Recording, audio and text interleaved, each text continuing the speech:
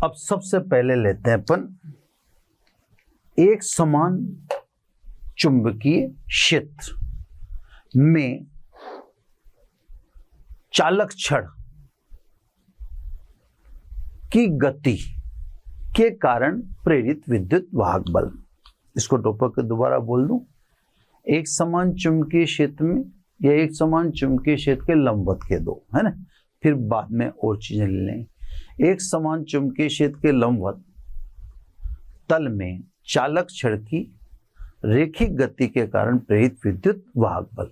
अच्छा टॉपिक है, आगे के टॉपिक इसी से रिलेट होंगे, तो इस टॉपिक को डीपली देखना जरूरी है, क्योंकि अगले 2-3 टॉपिक इसी की नकल होंगे, इसी की नकल होंगे, इसी की कॉपी होंगे। तो इस टॉपिक में थोड़ा सा मैं समय लगाऊंगा, क्योंकि बाद के टॉपिक बस इसी की नकल कर करके उतारने अपने को 2-4 टॉपिक, है ना। तो सब जैसा अपन ने कहा है एक समान चुंबकीय क्षेत्र, तो ये मैंने एक समान चुंबकीय क्षेत्र समान दूरी पर ये क्रॉस बना दी मैंने, है ना, जो यूं समझते हैं अपन के एक समान चुंबकीय क्षेत्र को दर्शाने का काम कर रहे हैं। ये सब एक समान चुंबकीय क्षेत्र, इसके लंबवत तल में एक चालक छड़ रख देते हैं अपन। ये सब चालक छड़ को मैं लाल रंग से बना देता हूं, ये चालक छड़, ठीक है। छड़ के सिरों को अपन PQ बोल देंगे, है ना। ये सब ये इससे थोड़ा सा प्रिकॉशन रख रहा हूं मैं कि इसकी बार बार कॉपी होगी, ये मैं आपसे कह भी चुका हूं, है ना। अब सब पहले मैं इसकी सारी चीजें या दिशा सहित बता दूं। ये इसकी अपन ने लंबाई मान ली चालक छड़ की स्मॉल l, ठीक है। इसको रेखा में गतिमान करना है, ये इसका वेग बता दिया कैपिटल V। अगर आप दिशाएं जानना चाहते हो सभी की, तो मैं साथ में आपको सभी की दिशाएं भी बता देता हूं, है ना। देखो साहब, ये x अक्ष, ये y अक्ष और ये z अक्ष। अब जैसे वेग किस दिशा में है साहब, तो वेग है x अक्ष की दिशा में, ठीक है।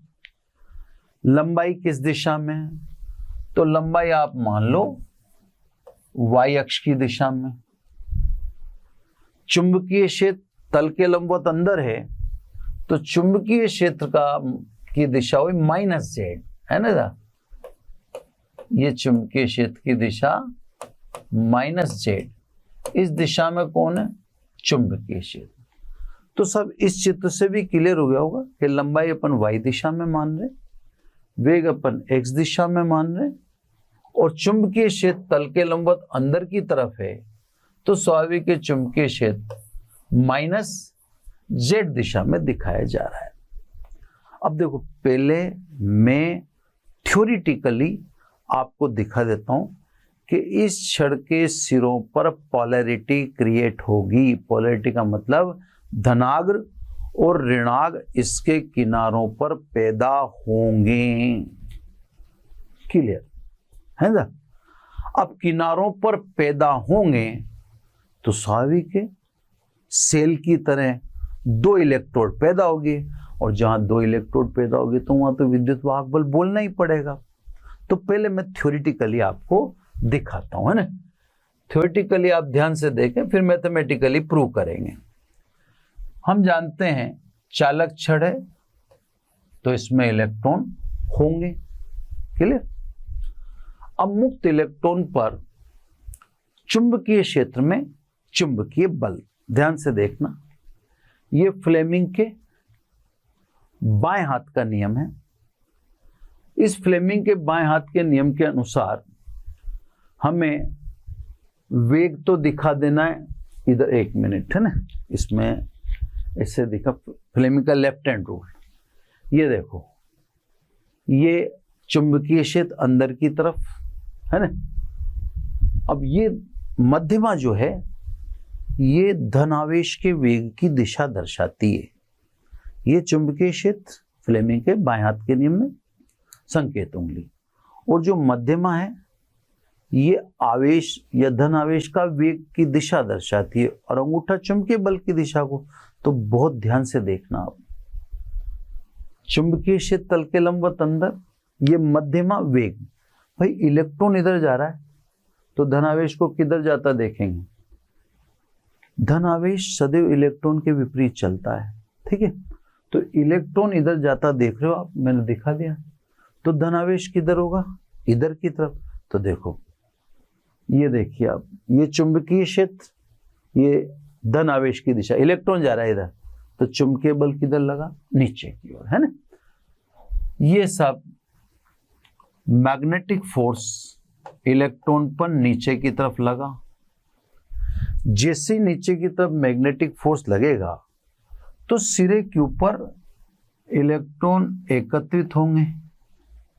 इलेक्ट्रॉन एकत्रित होने के कारण सिरा Q ऋणात्मक की भांति कार्य करेगा, यानी इस पर पोलैरिटी नेगेटिव आएगी। थोड़ा सा मैं उसको सही कर दूं ताकि वो बहुत अच्छा दिखे, बेटर से बेटर देखने के लिए, है ना। अब थोड़ा सा चेंज करने के लिए पूरे चित्र में गड़बड़ हो जाती है, ठीक है साहब।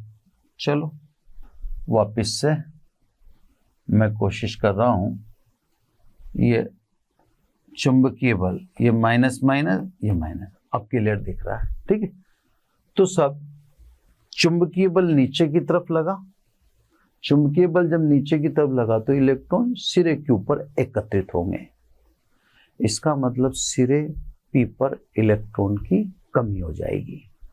इलेक्ट्रॉन की कमी को हम कहते हैं धन आवेश। तो स्वाभाविक है सिरा P धनावेशित होगा। पोलैरिटी तो जनरेट हो चुकी है, पोलैरिटी तो आपको साफ दिख रही है, क्लियर, कि सब ध्रुवता है, एक सिरे पर प्लस और एक सिरे पर माइनस है। तो विद्युत वाहक बल तो प्रेरित होता साफ दिख रहा है ना, क्योंकि इस छड़ का सिरा जो P है ये धनात्मक का काम कर रहा है, और सिरा जो Q है वो ऋणात्मक का काम कर रहा है, यानी टर्मिनल बन गया ही, और हम इसी को कहते हैं विद्युत वाहक बल, है ना। अब क्या होगा, स्वाभाविक के अब यहां पर विद्युत क्षेत्र विकसित हो जाएगा, जो किस दिशा में, माइनस y दिशा में विद्युत क्षेत्र पैदा हो गया। देख लो आप, प्लस से माइनस, मैंने उधर दिखा दिया, इससे मैं इधर से इसको मिटा दूं। आप इसमें कॉम्प्लिकेशन मत समझिएगा, ये बिल्कुल सीधा सीधा है ना, इतना कोई कठिन नहीं है। वो तो डायरेक्शन वगैरह आप भी देखेंगे तो आपको भी समझ में। अब जैसे विद्युत क्षेत्र विकसित हो गया तो ये विद्युत क्षेत्र इलेक्ट्रॉन पर क्या लगाएगा, विद्युत बल लगाएगा। Fe लिख देता हूं इससे, यानी इलेक्ट्रॉन पर कुल बल देखें आप तो चुंबकीय बल भी लग रहा है और विद्युत बल भी लग रहा है, ठीक है साहब।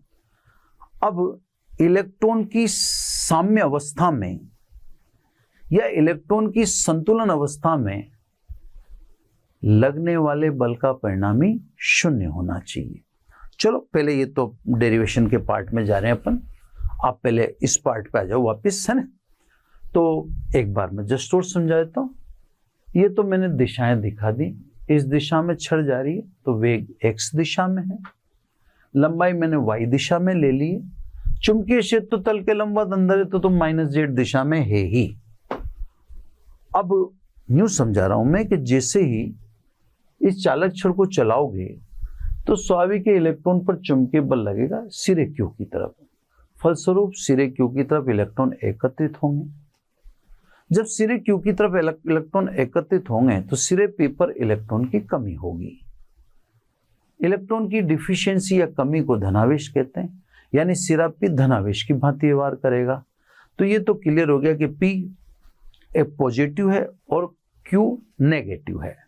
तो जहां पोलैरिटी डेवलप होगी, एक पॉजिटिव हो गया एक नेगेटिव हो गया, उसी को हम कहते हैं विद्युत वाहक बल, यानी टर्मिनल क्रिएट हो गए, ठीक है। तो ये तो साफ दिख गया कि विद्युत वाहक बल प्रेरित हो चुका है।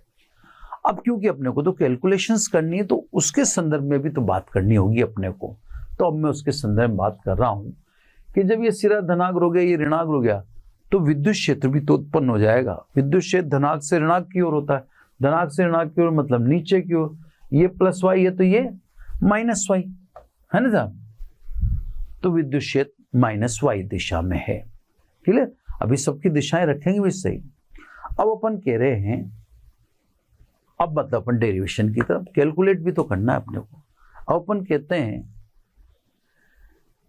इलेक्ट्रॉन की संतुलन अवस्था में, इलेक्ट्रॉन की संतुलन अवस्था में उस पर लगने वाले बलों का परिणामी शून्य होगा, है ना साहब। अब ध्यान से समझना, इलेक्ट्रॉन की संतुलन, एक मिनट टॉपिक लिख दो है ना, क्योंकि आपके पास ये जो चीज जाएगी तो टॉपिक नहीं होगा तो आपको फिर दिक्कत हो जाएगी। टॉपिक टास्क जो भी कहे ना, तो मैं टॉपिक लिख देता हूं, नहीं तो पीपीटी में चक्कर पड़ जाएगा। एक समान चुंबकीय क्षेत्र में चालक छड़ की गति के कारण प्रेरित विद्युत वाहक बल, है ना, यही लिख देता हूं, के कारण प्रेरित विद्युत वाहक बल। ठीक है साहब, टॉपिक तो एक्चुअली होना ही चाहिए ना, नहीं तो फिर पीपीटी के पास कैसे रिकॉर्ड में जाएगा वहां। हाँ सर, तो अपन ने चित्र वाइज तो प्रूव कर दिया सारा। अब अपना काम केवल ये रह गया कि कैलकुलेट करके अपने को बताना है। तो सब इलेक्ट्रॉन की संतुलन अवस्था में, है ना, संतुलन अवस्था में, ठीक है, बल का परिणामी शून्य होना चाहिए। अब बल कौन कौन से लग रहे हैं? चुंबकीय बल भी लग रहा है और विद्युत बल भी लग रहा है, यानी इलेक्ट्रिक फोर्स और मैग्नेटिक फोर्स का रिजल्टेंट जीरो होना चाहिए। इलेक्ट्रिक फोर्स बोलो क्यूई, दिशा रख देंगे अभी। मैग्नेटिक फोर्स बोलो क्यू वी क्रॉस बी, है ना, इज इक्वल टू जीरो। ठीक है, आप चाहो तो क्यू की जगह इलेक्ट्रॉन रखो, यानी माइनस ई, और यहां भी माइनस रखना पड़ेगा ना। ये जैसा देखो, आपको कोई दिमाग नहीं लगाना, आपको तो चीज ऐसी कैसी पुट कर देनी है ना। ये सब रख दिया, minus C V cross B is equal to zero. पक्षांतरण कर लो, यानी पक्षांतरण का तो इससे ही कट जाएगा, माइनस वी क्रॉस बी, ये आ जाएगा सब। पक्षांतरण किया, माइनस शिफ्ट हो गया, इससे ही कट गया, ये आप कर सकते। अब ये आ चुका आपके पास विद्युत क्षेत्र, है ना, तो सब अतः प्रेरित विद्युत वाहक बल। ठीक है, इसलिए प्रेरित विद्युत वाहक बल। अब देखो, V बराबर E डॉट D, या आप ये ध्यान हो आपको V बराबर ED, ठीक है ना, इससे भी लिख सकते हो आप V बराबर ED, है ना। डॉट मैंने इसने लगाया क्योंकि भाई V तो अदिश राशि। अब ये फॉर्मूला अगर आप याद रहे तो अपन ने स्थिर विद्युत्की के पहले चैप्टर में ही लिख दिया था। जब विद्युत क्षेत्र पढ़ा था तो विद्युत क्षेत्र के एंड में मैं लिखा था कि सब एक समान विद्युत क्षेत्र के लिए समांतर स्थित चालक प्लेटों को परिमाण में समान लेकिन विपरीत आवेश दे देते हैं। अगर प्लेटों के बीच दूरी d हो और उनके मध्य विभवांतर v हो तो प्लेटों के बीच में सभी जगह विद्युत वाहक बल सभी जगह विद्युत क्षेत्र समान होगा, जिसका मान E बराबर V/d होगा। अब ये तब तो ये फॉर्मूला तो पहले से ही है। अब ये था, ये वोल्टता थी, अब यहाँ वोल्टता की जगह कौन आ जाएगा? प्रेरित विद्युत वाहक बल आ जाएगा। E आपके पास है, इससे ही डिस्टेंस पॉजिटिव और नेगेटिव के बीच की डिस्टेंस यहाँ कितनी है? यहाँ L है। क्लियर? तो सब देखो सूत्र वही काम में लेते हैं, ये बात मैं आपको बताना चाहता हूं। E बराबर कैपिटल E रख दो V क्रॉस B, है ना, डॉट L, ये सब प्रेरित विद्युत वाहक बल आ गया। ये फॉर्मूला बहुत ही महत्वपूर्ण फॉर्मूला है, इसके महत्व को भी समझाएंगे। अब क्योंकि अपन ने तो सबकी दिशाएं निर्धारित कर ही रखी हैं, तो अपन इसको इस हाल में क्यों छोड़ें, है ना साहब? अपन दिशाएं रख दें और सोल्व कर दें जो भी मट आएगा, ठीक है। तो अपन देखो दिशा रख दें, यानी E बराबर माइनस, देखो माइनस प्रेरित को इंडिकेट करेगा, लगाओ तो कोई दिक्कत नहीं, नहीं लगाओ तो कोई। V किस दिशा में? X दिशा में। X दिशा को क्या लिखते हैं? I cap, cross magnetic field, चुंबकीय क्षेत्र माइनस Z दिशा में, माइनस Z को क्या लिखेंगे? Minus K cap. चलो सर, माइनस K कैप अपने पास है दिशा, है ना, डॉट लंबाई को अपन किस दिशा में ले रहे हैं? Y डायरेक्शन में, ठीक है। Y डायरेक्शन मतलब J कैप, तो डॉट L J कैप, ठीक है सर। ये माइनस तो मैं माइनस से प्लस कर देता हूं, तो इस माइनस माइनस को तो हटा दो। E ये माइनस माइनस तो हट गया, देखो ध्यान से देखना, माइनस और माइनस।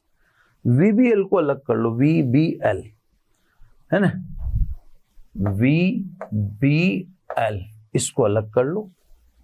अब देखो, क्योंकि ये माइनस तो मैंने बाहर फेंक ही दिया, मैंने I क्रॉस K, अब I cross K, K cross I बराबर J होता है, तो I cross K is equal to minus J, है ना, is equal to minus J cap, ठीक है। I क्रॉस K सामने minus J, I J K, K I होता, ठीक है ना। अब dot L, sorry dot J, J जोड़ J 1, तो सब प्रेरित विद्युत वाहक बल कितना आ गया? VBL, है ना। या आप प्रेरित कह रहे हो तो E बराबर VBL लिख दो, है ना। यहां भी कर सकते थे, जैसे अपन प्रेरित विद्युत वाहक बल कह रहे, अभी जैसे अपन ने जो निकाला, तो मैं यहाँ प्रेरित विद्युत वाहक में यही माइनस लगा देता, या माइनस लगा देता तो वहां प्लस आ जाता। तो आप VBL लिख दो, कोई प्रॉब्लम। देखो मैं आपको थोड़ा सा समझाता हूँ। फिर अगर जैसे प्रेरित विद्युत वाहक बल कह रहे थे अपन, तो यहां पर इस जगह पर अपन चाहते तो V बराबर क्या लिखते? माइनस E डॉट D लिखते ना प्रेरित के लिए। अब अपन ने नहीं लिखा तो यहां आ गया, माइनस चिन्ह का कोई रोल नहीं है। माइनस चिन्ह ये बताता है कि ये विद्युत वाहक बल आरोपित का विरोध कर रहा है। आपको तो मान चाहिए, तो मान आप बता दो।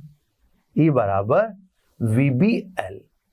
तो सब अपने इस एफर्ट से ये क्लियर हो चुका है कि एक समान चुंबकीय क्षेत्र में कोई छड़, जब छड़ तल ये चुंबकीय क्षेत्र के लंबवत गति करेगी तो विद्युत वाहक बल प्रेरित होगा, जिसका मान VBL है। बिल्कुल क्लियर हो गया, है ना। अब यहां पर एक महत्वपूर्ण टास्क है, उसकी वजह से मैंने इक्वेशन नंबर 2 को रोक रखा है। इक्वेशन नंबर 2 बहुत सॉलिड इंफॉर्मेशन देता है आपको, इसलिए इक्वेशन नंबर 2 को मैं चला के आ रहा हूं। नहीं तो बस ठीक है, प्रेरित विद्युत वाहक बल हो गया, मैं पेन चेंज कर लूं ना, प्रेरित विद्युत वाहक बल हो गया VBL, ठीक है ना, कोई प्रॉब्लम ही नहीं है, डेरिवेशन छोटा सा हो गया, थ्योरी भी ज्यादा नहीं रही। लेकिन एक बात को समझो आप, अब आपसे मैं प्रश्न करता हूं कि चुंबकीय क्षेत्र में अगर छड़ चलती है तो क्या छड़ के चलने से हमेशा विद्युत वाहक बल प्रेरित होगा क्या? क्या ऐसा हमेशा होगा? अब ये चीज आप यहां से समझो, है ना, ध्यान से समझना थोड़ा सा। ये अपन ने V क्रॉस BS को VB साइन थीटा लिख दें अपन, इसको तो मैं अब चेंज कर दूं, ये तो डेरिवेशन कंप्लीट हो गया, है ना। अब देखो, जैसे आप ये E आता है आपके पास, है ना, V क्रॉस B, माइनस को आप ज्यादा उसको ये आता है, अब आप इसको लिख दो VB साइन थीटा। इसलिए अगर आप प्रेरित विद्युत वाहक बल लिखोगे तो EL लिखोगे सिंपल, यानी VBL साइन थीटा, है ना। तो कहने का मतलब क्रॉस को अगर खोल के देखेंगे तो फॉर्मूला क्या आएगा, VBL साइन थीटा, है ना। अब VBL साइन थीटा देखते हो या इसको देखो, जिसमें आपको देखो, एक बात पहले मैं तुम्हें प्यार से समझा देता हूं, मेरा डेरिवेशन यहाँ खत्म हो चुका है, अब मेरे को कुछ चर्चाएं करनी है, वो मैं कर रहा हूं। तो आप तो अपने आप को अगर ज्यादा आगे समझ नहीं पा रहे तो लॉक कर लो, क्योंकि टॉपिक एंड है, ये टॉपिक एंड है साहब। अब चर्चाएं क्यों करनी पड़ रही है उसका मैं कारण समझा रहा हूं। मैंने अभी इसको उठाया, इसको उठा के और ये सोल्व किया, देखना आप, V क्रॉस B यानी VB साइन थीटा, E बराबर, जैसे मैंने यहां पे लिखा था V बराबर ED, जब मैं सदिश रूप नहीं लूंगा तो मैं सिंपल ही लिख दूंगा EL, तो ये हो गया VBL साइन थीटा। ये इसको भी छोड़ो, आप तो आपका प्रेरित विद्युत वाहक बल तो 2 से न, तो ये 2 को उठाओ, माइनस लगाऊं नहीं लगाऊं कोई उससे फर्क नहीं पड़ता, है ना। देखो समीकरण 2 से प्रेरित विद्युत वाहक बल, है ना, प्रेरित विद्युत वाहक बल क्या आ रहा है, V cross B dot L, minus लगाना आप लगा दो, मेरे को उससे कोई एतराज है ही नहीं। अब मेरी बात को ध्यान से सुनो, हमने जो सिचुएशन ली जो हमारे सिलेबस में थी, उसमें तो थीटा बराबर या उसमें तो B परपेंडिकुलर भी है, जो हमारे सिलेबस में दे रखा है उसमें तो B परपेंडिकुलर भी है, यानी थीटा बराबर 90 डिग्री है। इसलिए हमें जो प्रेरित विद्युत वाहक बल मिला वो क्या मिला, E बराबर VBL। तो that is in our syllabus, ये हमारे सिलेबस में था, इससे हमने तो ये वैल्यू पुट कर कुरा के और आपको ये बता दिया, है ना। मान लो अगर थीटा 90 डिग्री न हो, फिर तो क्या हर स्थिति में चुंबकीय क्षेत्र में छड़ के चलने से विद्युत वाहक बल प्रेरित होगा क्या? अब ये प्रश्न पैदा होता है। आपने तो सब निकाल के पटक दिया, ये अपन ने तो टॉपिक एंड कर दिया, ये निकाल के पटक दिया। तो इससे तो ये सिद्ध होता है कि जब चुंबकीय क्षेत्र में छड़ चलेगी, छड़ चलते ही विद्युत वाहक बल प्रेरित होगा। तो आपके दिमाग में एक इंप्रेशन हो गया ना। अब मैं यूं कह रहा हूं कि क्या ऐसा हो हमेशा होता है? अब ऐसा हमेशा होगा क्या? इसके लिए आप किसे देखना? इक्वेशन 2 को देखना। मतलब equation 2 more authentic than final result. इस फाइनल रिजल्ट से बेहतर समीकरण है समीकरण नंबर 2। देखो सर, ध्यान से देखना आप। If V parallel B then E बराबर 0। अगर वेग और चुंबकीय क्षेत्र दोनों एक दिशा में हुए तो कोई विद्युत वाहक बल प्रेरित नहीं होगा, है ना? चलो, if V parallel L then E बराबर 0। अगर छड़ की लंबाई और वेग दोनों एक दिशा में तो भी कोई विद्युत वाहक बल प्रेरित नहीं होगा। चलो, if B parallel L then E is equal to 0। मैं 2 से बोल रहा हूं, सॉरी इससे बोल रहा हूं, इस इक्वेशन से बोल रहा हूं। ये सब चीजें मन से नहीं बोल रहा। इस इक्वेशन में आप गणित के विद्यार्थी हो, देख लेना। V और B पैरेलल है तो कोई विद्युत वाहक बल पे, इसी समीकरण से देख लेना। V और L पैरेलल है तो कोई विद्युत वाहक बल प्रेरित नहीं होगा। इसी समीकरण से देखना B और L पैरेलल है तो कोई विद्युत वाहक बल प्रेरित नहीं होगा। तो पहली बात तो ये बात दिमाग से निकाल दें कि चुंबकीय क्षेत्र में छड़ के चलने से सदैव विद्युत वाहक बल प्रेरित होता है? नहीं, सदैव नहीं होता। ये वो स्थितियां हैं जिनमें विद्युत वाहक बल प्रेरित नहीं होगा। अब इसके अलावा जो भी स्थितियां हैं उनमें विद्युत वाहक बल प्रेरित होगा। अब जब मैं ऐसा कहने लगता हूं तो डेफिनेटली आपका दिमाग खराब हो चुकता है। दिमाग आपका ऐसे खराब हो चुकता है कि यार हम क्या क्या याद रखेंगे, कैसे कैसे याद रखेंगे। तो देखो, मैं आपको एक सिंपल सा तरीका समझा देता हूं। उस तरीके से आपको फिर कुछ याद रखने की जरूरत रहेगी नहीं। क्या तरीका है साहब? चालक छड़ के चलने से अगर चुंबकीय बल रेखाएं कटती हैं या चालक छड़ चुंबकीय बल रेखाओं को काटती है तो विद्युत वाहक बल प्रेरित होगा ही, जिसका मान अपन E बराबर VBL से कैलकुलेट कर लेंगे। लेकिन यदि चालक छड़ के चलने से चुंबकीय बल रेखाएं नहीं कटती हैं तो कोई विद्युत वाहक बल प्रेरित नहीं होगा, क्योंकि वह इन 3 पोजीशन में है। ये तीनों सिचुएशन में चालक छड़ बल रेखाओं को नहीं काटती। तो अपन केवल इतना सा याद रखें कि छड़ के चलने से बल रेखाएं, चुंबकीय बल रेखाएं कटें तो विद्युत वाहक बल प्रेरित होगा।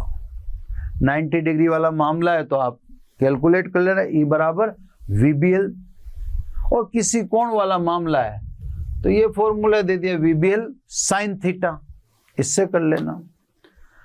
कंफ्यूज नहीं कर रहा हूं, वो टॉपिक मैंने पहले लिख दिया, वो टॉपिक यहाँ एंड हो चुका। ये तो मैं अन्य बातें कर रहा हूं जो आप विचारणीय आप सोच सकते हैं। ठीक है साहब, अब मैं आपको कुछ उदाहरण पेश करता हूं, है ना, ताकि आपको पता पड़ जाए कि हाँ किस किस सिचुएशन में। मैंने वैसे बता ही दिया, चालक छड़ बल रेखाओं को काटती है तो विद्युत वाहक बल प्रेरित होगा। कोई कोण है तो इससे याद कर लेना विद्युत वाहक बल, और 90 डिग्री है तो इससे याद कर लेना, है, वो कोई ऐसी बात नहीं। और अगर चालक छड़ के चलने से बल रेखा नहीं कटती तो विद्युत वाहक बल प्रेरित नहीं हुआ, क्योंकि वह इनमें से ही है फिर कोई सिचुएशन। अब जैसे ध्यान से सुनते जाओ, ये उत्तर, ये दक्षिण, ये पूर्व, ये पश्चिम। अब पृथ्वी के चुंबकीय क्षेत्र का क्षैतिज घटक BH दक्षिण से उत्तर की तरफ होता है। BH की दिशा दक्षिण से उत्तर की तरफ, पृथ्वी के चुंबकीय क्षेत्र के क्षैतिज घटक। और पृथ्वी धरातल पर जो भी रहते हैं वो क्षैतिज घटक के प्रभाव में तो है ही। क्लियर? तो पृथ्वी धरातल पर BH है, किधर? दक्षिण से उत्तर की तरफ। अगर मैं किसी चालक छड़ को पूर्व पश्चिम में रखकर स्वतंत्रता पूर्वक गिरा दूं तो ये किसको काटेगी? BH वाली बल रेखाओं को काटेगी। पृथ्वी के चुंबकीय क्षेत्र के क्षैतिज घटक जो किधर है? दक्षिण से उत्तर की तरफ, उन बल रेखाओं को एक काटेगी, विद्युत वाहक बल प्रेरित होगा। कितना? E बराबर V BHL। किसके कारण? BH के कारण। समझ में आएगी बात? तो यदि किसी चालक छड़ को पूर्व पश्चिम में रखकर स्वतंत्रता पूर्वक गिराया जावे तो पृथ्वी के चुंबकीय क्षेत्र के क्षैतिज घटक यानी BH वाली रेखाएं कटने से विद्युत वाहक बल प्रेरित होगा। उसकी कैलकुलेशन इससे करेंगे। E बराबर चुंबकीय क्षेत्र कौन? BH है ना, BH आ जाएगा। चलो एक सिचुएशन समझ गए आप। यदि इस चालक छड़ को मैं उत्तर दक्षिण दिशा में रख दूं,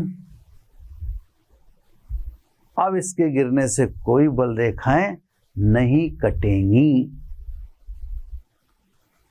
कोई बल रेखा नहीं। न तो B वर्टिकल वाली कट रही, न B हॉरिजेंटल वाली कट रही है ना। यानी अब B पैरेलल L हो गया। अब कोई विद्युत वाहक बल प्रेरित नहीं होगा। तो चालक छड़ को जब आप पूर्व पश्चिम में रखते हैं तो विद्युत वाहक बल प्रेरित होता है, लेकिन इसी चालक छड़ को आप उत्तर दक्षिण में रखते हैं तो कोई विद्युत वाहक बल प्रेरित नहीं होगा। चलो सब, ये छड़ वाला किस्सा सुना दिया। ऐसे किस्सों की भरमार है। मैं तो जो सुना पा रहा हूं वो सुना पा रहा हूं, मेरे को जो इंस्टेंट याद आ रहे हैं। व्यक्ति चालक है। अगर कोई व्यक्ति पूर्व से पश्चिम की तरफ भाग रहा है, अब जो पूर्व से पश्चिम की तरफ भाग रहा है वो BH वाली चुंबकीय बल रेखाओं को काट रहा है, डेफिनेटली काट ही रहा है ना। तो चुंबकीय बल रेखाओं को काट रहा है BH वाली को, तो उसके सिर और पैर की पक्तलियों यानी तलों के बीच में विद्युत वाहक बल प्रेरित होगा, है ना। होगा होगा होगा कंफर्म। समझ गए आप? क्योंकि वह BH वाली बल रेखाओं को काटता है ना। आप छोड़िए जो लोहे की या यूं कहते खिड़की और दरवाजों के लोहे के गेट होते हैं, उनको भी जब आप खोलते बंद करते हैं, जैसे कोई खिड़की दरवाजे का ये गेट है, इसको भी जब आप खोलते हैं बंद करते हैं, खोलते हैं बंद करते हैं, तो ये भी अगर BH वाली रेखाओं को या चुंबकीय बल रेखाओं को काटते हैं तो विद्युत वाहक बल प्रेरित होगा। क्लियर? कोई हवाई जहाज है। अब हवाई जहाज मान लीजिए उत्तर से दक्षिण दिशा में ही जा रहा है या पूर्व से पश्चिम जा रहा है, तो हवाई जहाज के पंख, है ना, मेरे तो ज्यादा हाथ फैल गए, ये पंख B वर्टिकल को काटेंगे। किसको? B वर्टिकल को। भाई पूर्व से पश्चिम जा रहा है तो पंख, एक मिनट ध्यान से समझना था, है ना, फिर क्या है बाद में तो पॉसिबल। अब पूर्व से पश्चिम जा रहा है तो ये पंख उसके हो गए, अभी वापस कर दूंगा उसको, ये पंख हो गए उसके उत्तर दक्षिण दिशा में, तो BH की दिशा में हो गए, तो BH वाले घटक को तो नहीं काट रही है, क्योंकि यानी हवाई जहाज के पंख, हवाई जहाज किधर जा रहा है? पूर्व से पश्चिम की तरफ, तो हवाई जहाज के पंख जो हुए वो उत्तर दक्षिण दिशा में हो गए, क्योंकि हवाई जहाज पूर्व से पश्चिम जा रहा है। जब हवाई जहाज के पंख उत्तर दक्षिण दिशा में हो गए तो BH वाली रेखाओं को नहीं काट रहे, लेकिन ये पंख B वर्टिकल वाली बल रेखाओं को तो काटेंगे, यानी विद्युत वाहक बल प्रेरित होगा बिकॉज ऑफ B वर्टिकल। और अगर यूं करें VBHL इज इक्वल टू 0, क्योंकि ये वाली बल रेखा तो कट ही नहीं रही। तो सब जब कोई हवाई जहाज पूर्व से पश्चिम दिशा में जा रहा है तो उसके पंख उत्तर दक्षिण दिशा में होंगे। उत्तर दक्षिण दिशा में पंख होंगे तो BH वाली बल रेखाएं नहीं कटेंगी, लेकिन B वर्टिकल, दो घटक हैं पृथ्वी के चुंबक के हमारे हाथ में या हम संपर्क में, तो B वर्टिकल वाली बल रेखाएं कटेंगी, पंखों के बीच में विद्युत वाहक बल प्रेरित होगा। अगर आप देखना चाहते हैं तो दोनों पंखों के बीच में तार से गैल्वेनोमीटर जोड़ के देख लें, बंद परिपथ बनती धारा बह जाएगी, गैल्वेनोमीटर में विक्षेप आ जाएगा। तो फैक्ट है साहब, होगा, कोई प्रॉब्लम नहीं है। पृथ्वी धरातल पर ट्रक चलते हैं, कारें चलती हैं, ट्रेन चलती है, ट्रेन भी पूरी लोहे की चालक है। कार चलती है तो पहियों को जोड़ने वाली एक्सल है, चालक है। ट्रक चलता है तो दो पहियों के बीच की जो एक्सल है, चालक है। अब ट्रक किसी भी दिशा में चले, कार किसी भी दिशा में चले, ट्रेन किसी भी दिशा में चले, है ना, स्वाभाविक है B वर्टिकल वाली बल रेखाओं को तो काटेगी ना। ये दो पहिए अब किसी भी दिशा में जाएंगे तो B वर्टिकल तो कटेगा ही ना। कौन सी वाली बल रेखाएं कटेगी? पृथ्वी के चुंबकीय क्षेत्र की ऊर्ध्व घटक वाली बल रेखाएं कटेंगी। और जब ऊर्ध्व घटक वाली बल रेखाएं कटेंगी तो स्वाभाविक विद्युत वाहक बल प्रेरित होगा, डेफिनेटली होगा। यही कारण है कि ट्रेन की जो पटरी है हर थोड़ी थोड़ी दूर पर अर्थिंग कर रखी है, पटरी को अर्थिंग कर रखा है, क्योंकि भाई वो तो अगर मान लो ट्रेन पूर्व से पश्चिम चली तो BH वाली बल रेखाएं भी कटेंगी। B वर्टिकल तो हमेशा ही कट रही है, ट्रक चल रहा है चाहे कार चल रहा है तो दो पहियों के बीच वाली जो छड़ है वो तो B वर्टिकल वाली बल रेखाओं को तो काटेगी काटेगी, है ना। लेकिन ट्रेन की बात देखो, ट्रेन तो उत्तर से दक्षिण भी चलती है, पूर्व से पश्चिम भी चलती है, तो B वर्टिकल तो हमेशा काट रही है, B हॉरिजॉन्टल भी काट सकती है।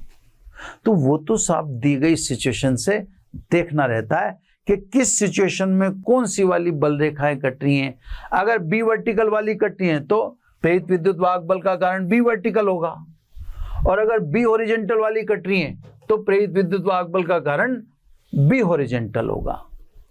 तो मेरे कहने का मतलब है ऐसे किस्से हजारों होंगे, है ना। छड़ के चलने से हमेशा विद्युत वाहक बल प्रेरित नहीं होता है, ये बताने वाला सूत्र ये वाला है। इसको अपन ज्यादा महत्वपूर्ण मानते हैं किस्सों के पॉइंट ऑफ व्यू से। और ऐसे अगर एकेडमिक पॉइंट ऑफ व्यू से कहें तो एकेडमिक पॉइंट ऑफ व्यू में तो अपन ने ये बता ही दिया, अपने तो थीटा बराबर 90 है तो विद्युत वाहक बल V E बराबर VBL, है ना। दो चार टॉपिक इसी पर रन करते रहेंगे, है ना। तो कहने का मतलब मैंने जितने याद आए मेरे को वो किस्से मैंने समझा के सुना दिए, लेकिन आपको पुनः अभ्यास करना पड़ेगा। इसके लिए आप कंपटीशन की बुक देखिए, सेल्फ स्कोरर वगैरह देखिए, उसमें देखेंगे तो उनमें किस्से बहुत सारे भरमार मिलेगी।